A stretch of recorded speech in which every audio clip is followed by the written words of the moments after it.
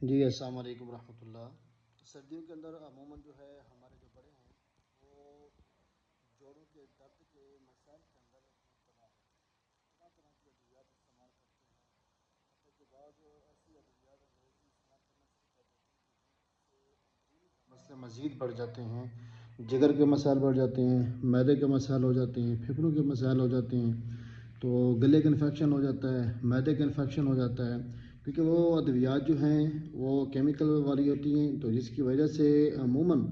خشکی گرمی زیادہ پیدا ہو جاتی ہے وجود کے اندر۔ تو ان سے گزارش ہے کہ ان ادویات کی بجائے میں ایک چھوٹا سا ٹوٹکا بتا دیتا ہوں کہ اگر آپ اس کا استعمال کرنا شروع کر دیں، انشاءاللہ اللہ تعالیٰ کے حکم سے آپ کو تقویت ملے گی، قوت ملے گی، اور کسی قسم کا کوئی اس کا سائڈ افیکٹ بھی نہیں ہوگا۔ انشاءاللہ آپ کے جو مسائل ہیں جوڑوں کے دردوں کے، وہ مسائل بھی انشاءاللہ آپ کے حل ہو جائیں گے اللہ تعالیٰ کے حکم سے۔ دوستوں، آپ نے کرنا کیا ہے، چھوٹا سا ٹوٹکا ہے، ہار خسک اور ہرمل، یہ آپ نے لینے ہیں دونوں ہم وزن، برابر لے لیں، اور ان کو جو ہے نا آپ نے دیسی خوب بنا کر جو ہے نا دیسی گھی کے اندر آپ ان کو بدلیں کرنا ہے۔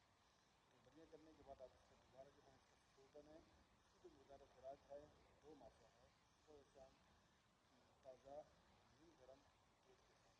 انشاءاللہ اللہ تعالیٰ کے